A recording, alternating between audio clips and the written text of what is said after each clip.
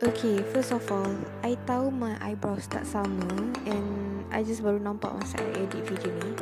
So, let's just pretend yang you guys tak nampak apa-apa and ignore that. Okay.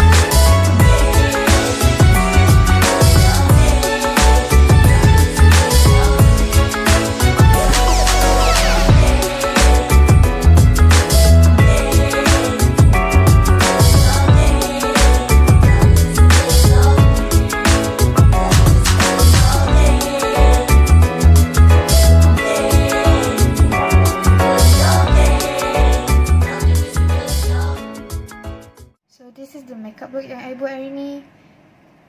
See. So this is the makeup look yang I buat hari ni. I tak pakai any falsies sebab I tak reti. So dalam video ni you macam tak boleh nampak sangat tau apa yang jadi dekat mata I sekarang ni. I mean like you cannot really see macam colour dia, but I really hope at the end of this video you boleh nampak apa benda yang I cuba nak tunjuk dekat you using this palette. Okay, let's just focus to this palette lah. So this is a Dream palette by UCANBE. This is a Dreamland palette, sorry. So it comes with 1, 2, 3, 4, 5, 6. It comes with 18 shades or code, and dia ada dia ada nama-nama dia printed dekat sini lah. So it's a very convenient, you tak payah nak tengok belakang ke ataupun you tak tahu sendiri nama dia kan. And then dia ada mirror, which is I like sebab mirror dia besar. And palette ni pun rasa berat sebenarnya, and dia murah tapi dia rasa berat, and you tak rasa benda ni murah, faham tak? Walaupun dia murah tapi you tak rasa ni murah. And the pigmentation is so good.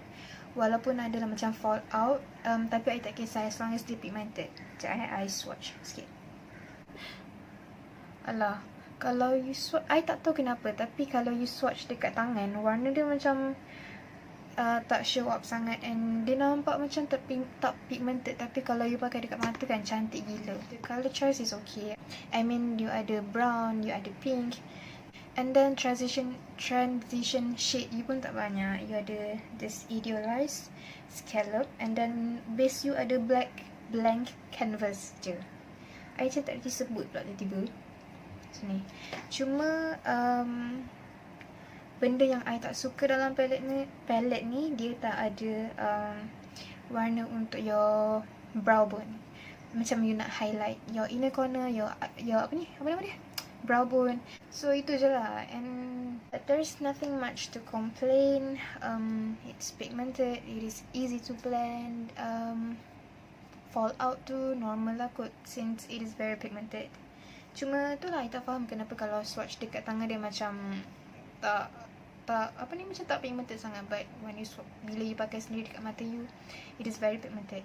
So you kena guna sikit je, tak payah guna banyak, sebab nanti kalau sikit you boleh build up the colour. Kalau you macam terlebih letak kan, susah sikit lah you nak blend.